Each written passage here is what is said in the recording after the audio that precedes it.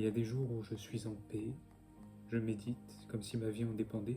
Et puis, il y a des semaines où je ne médite pas du tout pendant longtemps, où je me détache complètement de cette pratique avant de me rendre compte que c'est nécessaire dans mon quotidien. Et pour autant, c'est ok. C'est ok, je suis en adéquation avec ça. Et j'ai fini par comprendre qu'il y avait des phases où j'étais plus ancré dans la méditation, plus ancré dans mon quotidien, et des phases où je m'en éloignais un peu. Et même si j'aimerais retrouver une forme de régularité, être plus discipliné par rapport à ça, tout est ok. Tout est ok malgré tout, parce que se donner trop de discipline, trop de rigueur, peut nous empêcher d'évoluer par moments, peut nous mettre sous pression. Ça peut être quelque chose de contre-productif, surtout en méditation.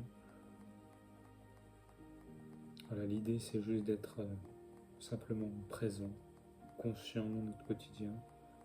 Et c'est ok si on ne médite pas tous les jours, c'est ok si on ne pratique pas la méditation très orthodoxe, la méditation bouddhiste, si on ne s'assoit pas en tailleur pour respirer calmement, c'est ok. La méditation d'ailleurs peut se pratiquer de bien des façons. On peut faire notamment la respiration en carré, qui est une respiration très efficace, une méditation très efficace, qui permet de se détendre et d'être pleinement conscient en seulement quelques minutes.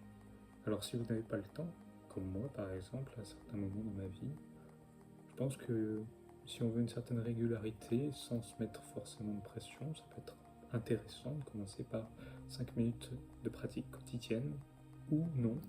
On peut ne pas le faire quotidiennement, mais dès qu'on y pense, dès qu'on a un peu de temps, on peut le faire. Par exemple, pendant 5 minutes, on fait la respiration au carré, la respiration où on inspire pendant 5 secondes, où on retient pendant 5 secondes, et où on expire pendant 5 secondes, et on recommence. On fait ça pendant 5 minutes, peut-être moins si on a vraiment moins le temps. Mais ça permet de se reposer, de se recentrer, de reprendre conscience et de reprendre le contrôle de notre existence. Voilà, j'avais envie de vous partager ça et de mon rapport avec la spiritualité aussi. Parce que mon rapport à la spiritualité n'est pas toujours une ligne droite, c'est pas toujours stable. Je le sais, je m'en confesse dans cette vidéo, mais je suis quelqu'un d'assez irrégulier dans mes pratiques, notamment dans ma pratique de méditation. Ma pratique sportive, je suis assez régulier quand même. C'est quelque chose que j'ai réussi à cadrer. Mais la pratique de la méditation, bien qu'elle a de nombreuses vertus que je ressens directement, j'ai toujours un peu de mal à rester régulier. Et donc voilà, j'avais envie de partager ça avec vous. Même s'il y a des hauts et des bas, des jours où on n'a pas envie, où on ne fait pas, ça ne sert à rien de se culpabiliser, de se mettre sous pression. C'est ok, on ne le fait pas tous les jours et c'est ok. Il y a un jour où on le fera peut-être plus longtemps, il y a peut-être un jour où on le fera pas. C'est ok.